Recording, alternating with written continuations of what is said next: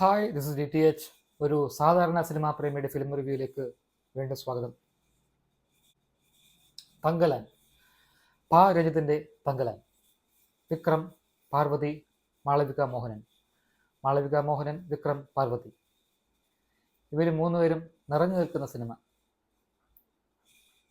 എല്ലാവർക്കും വളരെ ഇമ്പോർട്ടൻസ് ഉള്ള, ഈ മൂന്ന് പേർക്കും വളരെയധികം ഇമ്പോർട്ടൻസ് ഉള്ള സിനിമ, ആദ്യം മുതൽ അവസാനം വരെ.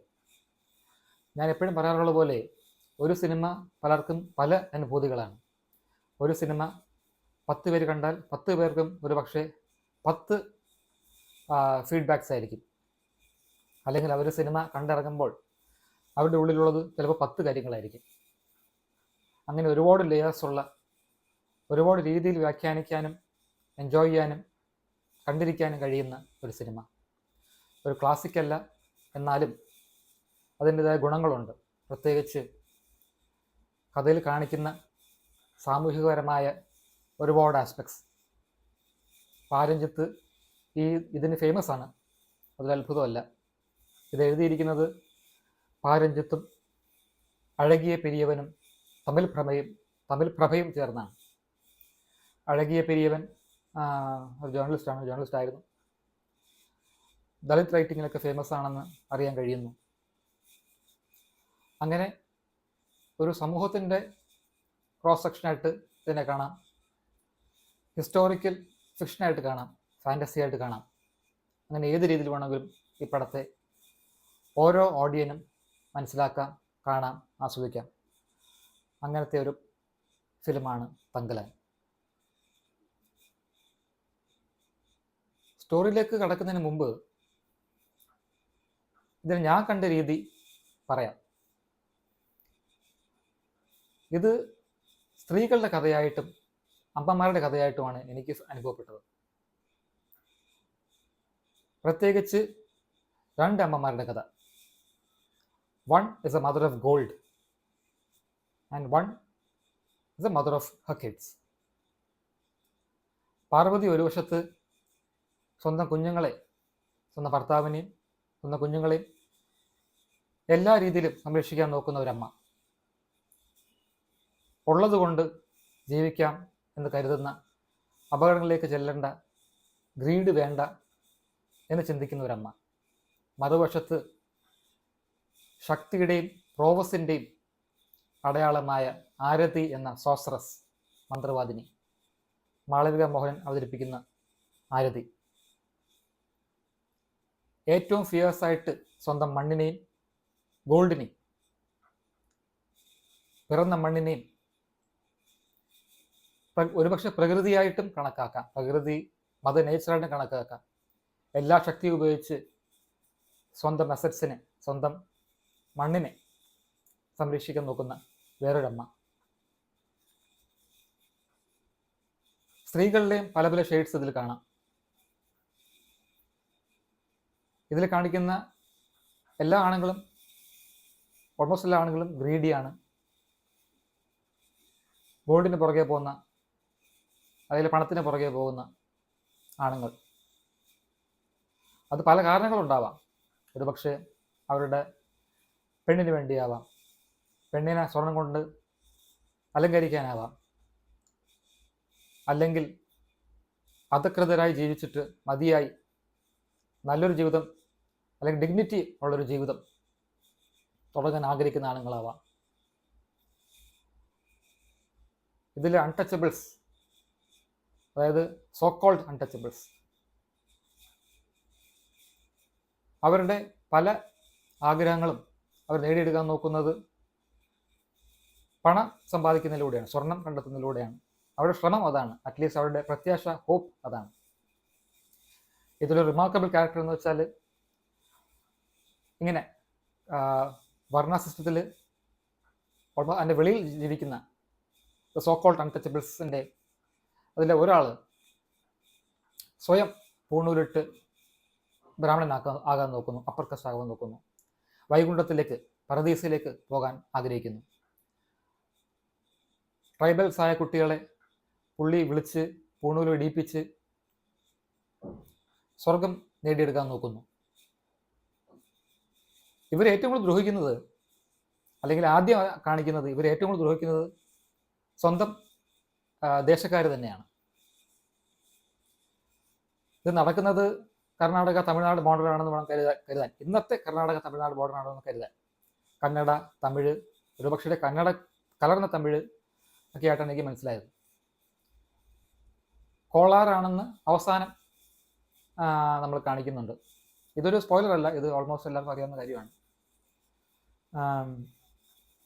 അങ്ങനെ അപ്പോൾ പറഞ്ഞു വന്നത്, ഇതിൽ ഈ സോകോൾഡ് അൺടച്ചബിൾസിനെ, അതായത് അധകൃതർ എന്ന് പറയപ്പെടുന്ന ആൾക്കാരെ ഏറ്റവും കൂടുതൽ ദ്രോഹിക്കുന്നത് അവരവരുടെ രാജ്യക്കാരും ദേശക്കാരും തന്നെയാണ് കൂടുതലും ദ്രോഹിച്ചുകൊണ്ടേയിരിക്കുന്നു. കുറച്ച് ഭേദമാണ് വെളിയിൽ നിന്ന് വന്ന ബ്രിട്ടീഷുകാർ എന്ന് കാണിക്കാൻ ശ്രമിക്കുന്നു. അറ്റ്ലീസ്റ്റ് ആ ബ്രിട്ടീഷുകാരുടെ പുതിയ തലമുറയെങ്കിലും ഇവരെ അൺടച്ചബിളായി കാണുന്നില്ല. അറ്റ്ലീസ്റ്റ് അവർ നല്ലവരാണെന്നില്ല, അവർക്ക് ഗ്രീഡുണ്ട്, അവരുടെ കാര്യം നേടിയെടുക്കാനാണ് അവർ വന്നിരിക്കുന്നത്. അതിനവരെന്ത് മാർഗം ഉപയോഗിക്കും. പക്ഷേ ചില ഷെയ്ഡ്സിൽ കാണിക്കുന്നതെന്ന് വെച്ചാൽ അവർ കുറച്ച് ഭേദമായിട്ട് കാണിക്കുന്നുണ്ട്. അറ്റ്ലീസ്റ്റ് ഇതിൻ്റെ ഒരു പുതുതലമുറക്കാരനായ വില്യം എന്ന ക്യാരക്ടർ ഇവരെ ഒന്നും, ട്രൈബൽസിനെ ഒന്നും, ഇന്ത്യൻസായ ട്രൈബൽസിനെ ഒന്നും ഇന്ത്യൻസ് എന്ന് വിളിക്കാൻ പറ്റുമോ ആ കാലഘട്ടത്തിൽ ആ പ്രദേശത്തുള്ളവരെ അറ്റ്ലീസ്റ്റ് അധകൃതരെ അവർ കാണുന്നില്ല എന്ന് കാണിക്കുന്നുണ്ട്. പുതിയ തലമുറ എങ്കിലും അറ്റ്ലീസ്റ്റ്.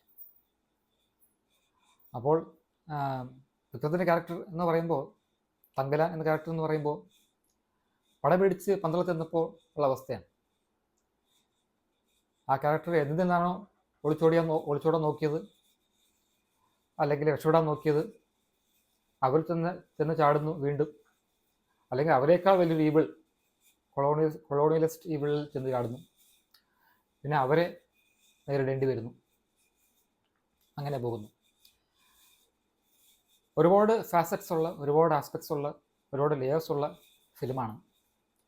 ഒറ്റയടിക്ക് എൻ്റെ കഥ അല്ലെങ്കിൽ എൻ്റെ അനാലിസിസ് പറയാൻ കുറച്ച് പാടാണ്. കാരണം നീണ്ട പടം കൂടിയാണ്.